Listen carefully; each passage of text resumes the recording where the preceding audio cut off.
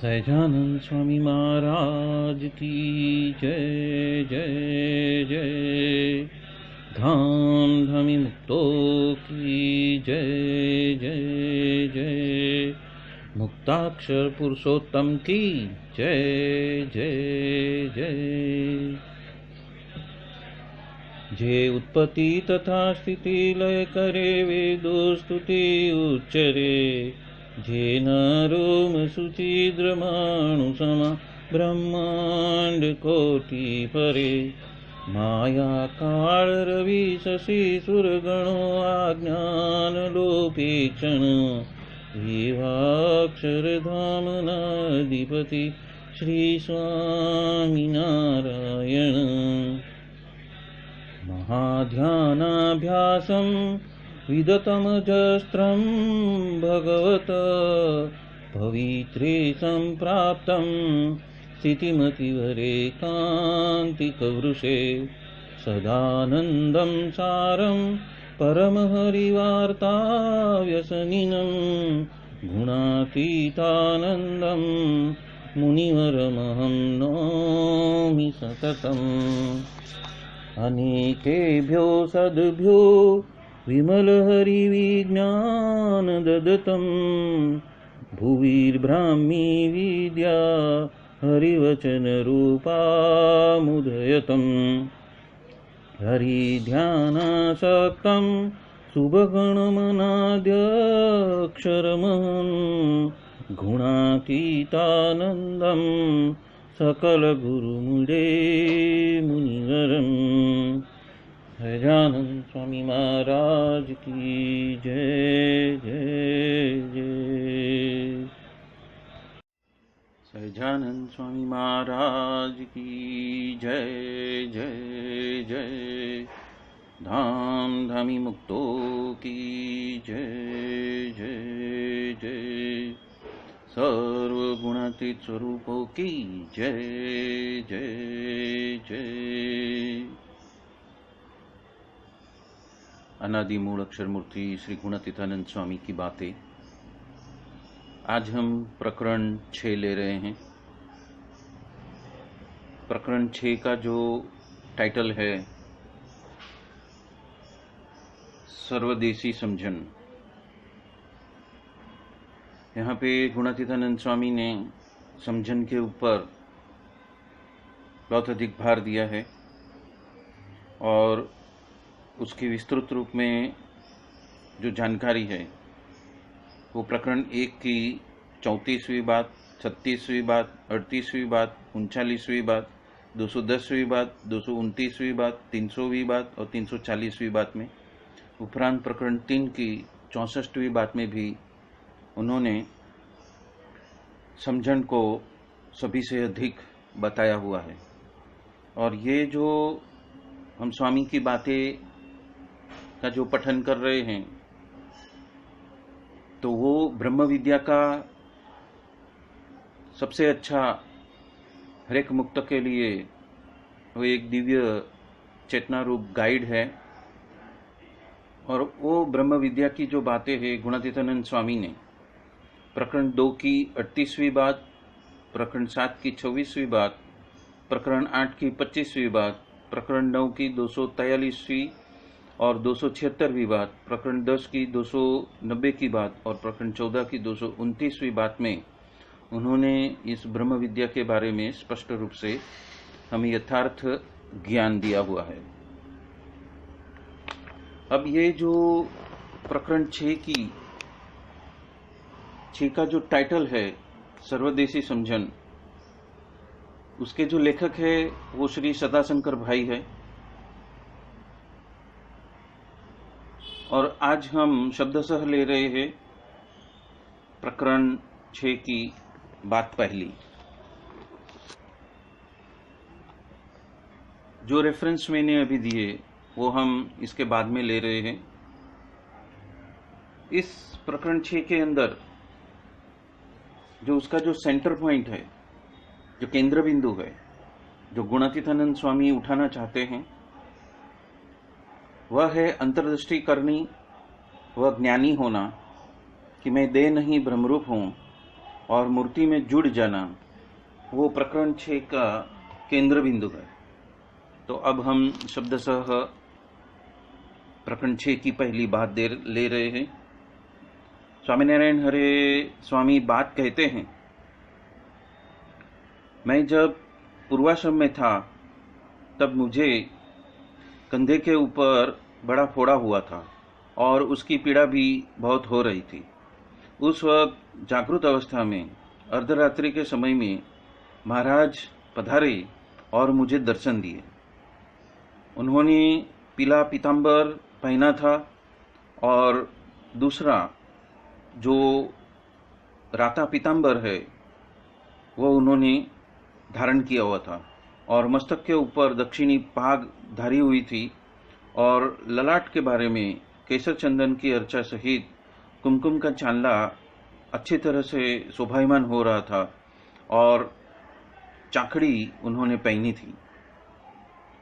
ऐसी शोभा को देखकर मेरी वृत्ति तो मूर्ति में उत्प्रोत हो गई और तत्पश्चात जो फोड़ा था वो कब फूट गया वो भी पता नहीं चला और पीड़ा भी टल गई और महाराज ने हास्य दिखाया, स्मित दिखाया और वो अदृश्य हो गए। उस दिन से वो मूर्ति अखंड दिखने लगी और तत्पश्चात जब अलैया खाचर ने मोड़ गांव में महाराज के साथ जो हमको प्रथम दर्शन करवाए, तब हृदय में दिखती हुई जो मूर्ति और यह मूर्ति वो दोनों एक हो गई और ऐसा देखकर सभी कारण के कारण और सर्व अवतार के अवतारी पुरुषोत्तम को समझकर महाराज का सर्वोत्कृष्ट निश्चय का उपदेश करते हैं। तो ये था शब्द स बातें।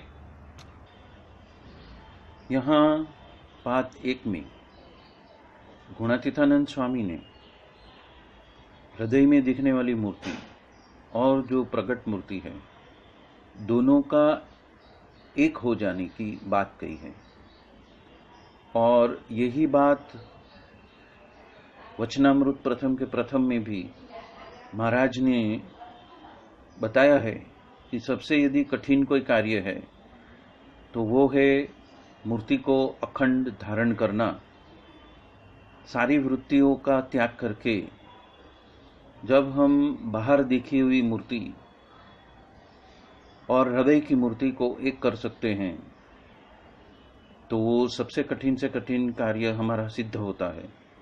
और ये बात की शुरुआत ही यहाँ पे समझण के रूप में गुणातीतानंद स्वामी ने हमें बताया है। तो ये ब्रह्म विद्या का जो प्रथम सोपान है कि जो हमें प्रकट सत्पुरुष मिले हैं या तो जो सहजानंद स्वामी की मूर्ति जो हमने मंदिर में स्थापित की है वो दोनों एक हो जाए हमारे हृदय के अंदर, और उसी को ही ब्रह्म विद्या बताया है कि हमारा जो सबसे बड़ा कार्य है कि ब्रह्मरूप होना और ब्रह्म विद्या को आत्मसात करना। तो ये जो बातें हैं वो महाराज ने गुणातीतानंद स्वामी ने भी ब्रह्मरूप होने के लिए प्रकरण 1 की 154वीं और 142वीं बात में भी ये बात कही है, प्रकरण 3 की 13वीं और 60वीं बात में भी ये बात कही है, प्रकरण 4 की 140वीं बात में भी ये बात कही है, प्रकरण 5 की 3री बात, 164वीं बात, 207वीं बात और 383वीं बात में भी ब्रह्मरूप होने की बात कही है। प्रकरण 8 में भी बात नंबर 6 और 29वीं बात में भी ये बात कही है, प्रकरण 9 की 286वीं बात, प्रकरण 11 की 132 और 180वीं बात और प्रकरण 14 की 18वीं, 39वीं, 196वीं, 206वीं और 229वीं बात में भी ये ब्रह्मरूप होने के लिए बात कही है। तो जब जब गुणातीतानंद स्वामी ने बातों का दौर चालू किया तो उनका जो केंद्र बिंदु था वो ब्रह्मरूप होने के लिए ही जीव ब्रह्मरूप हो जाए, उनके लिए ही उन्होंने आकाश पाताल को एक किया है। और जीव के ऊपर अनंत अनुग्रह करके उसको समझन पे, जल्दी से जल्दी सच्ची समझन पे स्थिर होने के लिए उन्होंने हमेशा प्रयत्न किया है कि ब्रह्मरूप हुए बिना हम इस मूर्ति को अखंड धारण कैसे कर सकते हैं। उसका जो इम्पोर्टेंस है, ब्रह्मरूप होने का जो महत्व है, वो यहाँ पे समझाया है कि उन्होंने क्या क्या दाखड़ा किया है और क्या दाखड़ा करने के वजह से जो ब्रह्मरूप, अपने आप को ब्रह्मरूप मानकर जो मूर्ति को अखंड धारण करने का जो अलग अलग तरीका है और उससे मिलने वाले जो फायदे हैं, उसकी बातें यहाँ पे उन्होंने की है। ये बात नंबर 1 के अंदर जिस वक्त गुणातीतानंद स्वामी ने सर्वदेशी समझन की बात की है, तो पहले जो समझन की जो बात है, जो प्रकरण 1 की 34वीं बात में कहा है कि हमें तपास करना कि 1000 रुपया मिलने का फल क्या है और लाख रुपया मिलने का फल क्या है और करोड़ रुपया मिलने का फल क्या है, क्योंकि रोटला तो हम उससे ज़्यादा कितना भी रुपया मिले फिर भी ज़्यादा हम खा नहीं सकते, इसलिए उसका तपास करना और वापस मोड़ना सीखना, मतलब कि माया से मुक्त होकर माया का प्राधान्यता को खत्म करके हमें इस ब्रह्म विद्या का फल क्या प्राप्त होने वाला है, उसके ऊपर हमारा जो सारा लक्ष्य है वो फोकस करने के लिए बताया हुआ है। और वो समझन किसके जैसी होनी चाहिए, उसके लिए प्रकरण 1 की 36वीं में उन्होंने बात की है कि सबसे अधिक तो लक्ष्मी जी की समझन को अधिक कहा है, क्योंकि उन्होंने भगवान में निर्दोष बुद्धि रखी थी, फिर भी उनमें स्त्री का भाव बच गया था। इसलिए उनसे भी अच्छा जो उद्धव जी ज्ञानी, तो उनको भगवान में निर्दोषपना का भाव स्थिर था, फिर भी उनको घर छोड़ने के लिए बहुत ही कठिन हो गया। इसलिए उनसे भी ज़्यादा यदि किसी की समझन है वो जड़ भरत की और सुख जी की समझन उससे भी अधिक है, क्योंकि उनके पास में वो स्त्री और पुरुष ऐसा भाव ही खत्म हो गया था।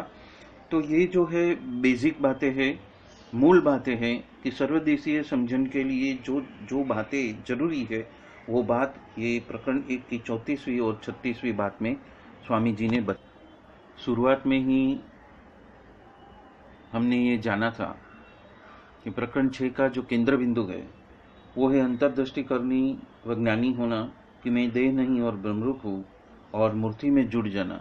और यही बात प्रकरण 1 की 38वीं बात और 39वीं बात में गुणातीतानंद स्वामी ने अलग रूप से पेश की है।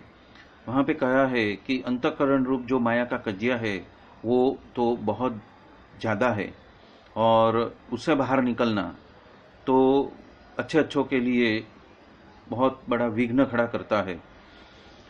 इसलिए साधु जो हमें प्रगट साधु जो मिले हैं वो हमें ज्ञान देकर ही जन्म देते हैं और निषेध करते हैं, तभी वो कजिया मिट जाता है, पर उसके बिना तो वो मिटता नहीं है।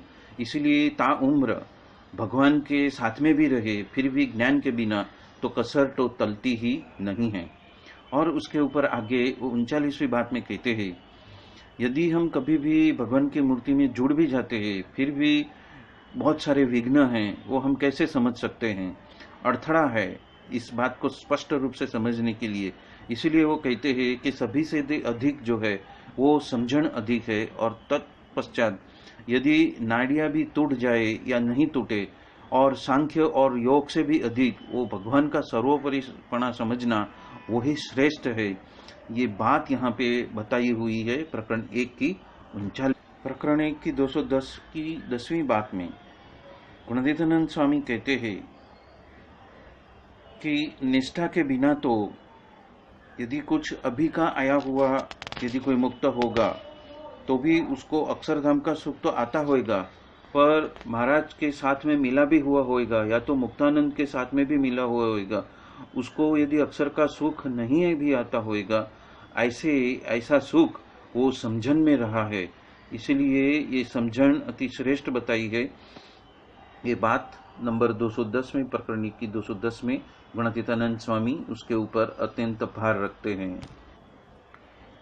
प्रकरण की 229वीं बात में भी गुणातीतानंद स्वामी कहते हैं कि खुद को स्वयं को ब्रह्मरूप मानकर भगवान अंदर ही रहे हैं ऐसा मानना, वो ज्ञान की जो स्थिति है वो बहुत ही अधिक है और उसके बिना तो विघ्न है। और इसके बिना तो जो सच्चिदानंद स्वामी समाधि वाले थे उसको भी बहुत दुख आते थे। इसीलिए प्रेमी नहीं होना और ज्ञानी हो जाना और जो ये खुद की जो समझन है वो छुपा के रखना कृपानंद स्वामी की माफक, ये बात जो है यहाँ पे 229वीं बात में समझन के ऊपर गुणातीतानंद स्वामी ने प्रकरण 1 की 340वीं बात में कीर्तन के माध्यम से गुणातीतानंद स्वामी कहते हैं, उधो संत से सुखी रे संसार में, राजा भी दुखिया और रंक भी दुखिया, धनपति दुखित विकार में, बिना विवेक भेग सब दुखिया, झूठा तन अहंकार में, उधो संत सुखी रे संसार में। इसीलिए समझन वाला को ही संत कहते हैं। और ऐसी समझन तो अम्बरीश की थी, प्रहलाद की थी और जनक आदि राजा को थी, और फिर भी संसार में होते हुए भी वो साधु कहलाए, ऐसा समझना है। तो ऐसी समझन की बातें हैं। प्रकरण 3 की जो 64वीं बात है उसमें कहा है कि महाराज की मूर्ति के बिना तो जो खाने की सारी चीज है वो विष्ठा के समान है और पीने की सारी चीज है वो तो लघु शंका के समान है। पर जब तलक मोह है तब तलक ये बात समझ में आती नहीं है। इसलिए ऐसी जो बड़े की समझन है उसका हमें अनुसरण करना है। और जिसको ऐसी बड़े की जो समझन आ गई है कि ज्ञान के बिना तो ये बात हो नहीं सकती और ज्ञान के बिना तो मोह भी टल नहीं सकते, और जिसकी ऐसी समझन हो तो महाराज की मूर्ति के बिना अक्षरधाम के सिवा यहाँ से जो प्रकृति पुरुष तलब जो लघु शंका का जो व्यवहार है वो उनको दिखता भी हो तो उसमें कैसे मोह हो सकता है। ऐसा तो सर्वनिवासानंद स्वामी को भी हो गया कि प्रकृति पुरुष तलब के कार्य में उनकी वृत्ति ही रही नहीं। तो ये बात भी यहाँ पे समझन की बात कही है कि ज्ञान के बिना हम ब्रह्मरूप नहीं, हम इस मूर्ति को अखंड धारण नहीं कर सकते। तो इसलिए यहाँ पे समझन को गुणातीतानंद स्वामी ने बहुत ही महत्व दिया हुआ है। ये बात हमें समझ में आती है। यहाँ पे गुणातीतानंद स्वामी ने प्रकरण 6 को सर्वदेशी समझन के साथ में जोड़ा हुआ है और उसका जो केंद्र बिंदु गुणातीतानंद स्वामी की बातों में प्रकरण 6 की पहली बात में जो अलैया है वो जामनगर जिला तालुका का मोड़ा के नजीक का वो गांव है, उसकी बात का उल्लेख है। और ये गांव अलैया बाड़ा के नाम से बहुत ही प्रसिद्ध है। और हरि मंदिर में उत्तर के द्वार महाराज हरि भक्तों को यहाँ पे समाधि कराई थी इस गांव में।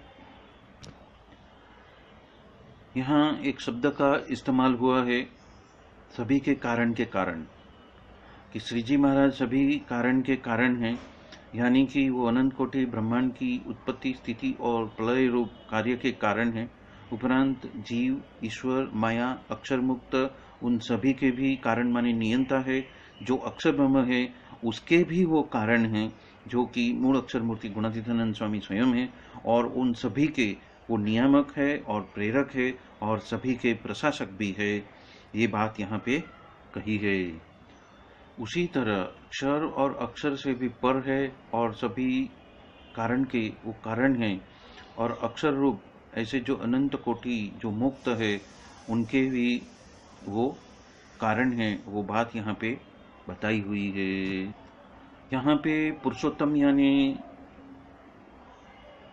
उस सर्वोपरि परब्रह्म कि जो जीव ईश्वर माया ब्रह्म और परम ब्रह्म ये जो 5 नित्य तत्व है उसमें से एक वो सर्वोपरि जो चैतन्य तत्व है उसको पुरुषोत्तम के नाम से पूर्ण पुरुषोत्तम के नाम से बताया गया है।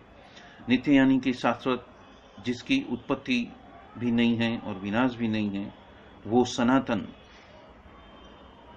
संप्रदाय के ग्रंथों में उनको परब्रह्म भगवान परमेश्वर पूर्ण पुरुषोत्तम परमात्मा ऐसे विभिन्न शब्दों से उनको अंकित किया गया है और वो एक ही अर्थ में उनका इस्तेमाल किया हुआ है। गुणातीतानंद स्वामी की बातों में जहाँ जहाँ पे पुरुषोत्तम शब्द का इस्तेमाल किया है तो उसका मतलब ये होता है कि अक्षराधिपति परब्रह्म पुरुषोत्तम नारायण जो कि नित्य है, सर्वोपरि है, सदा दिव्य है, सदा साकार है, निर्दोष है, माया से भी पर है और अद्वितीय चैतन्य तत्व है।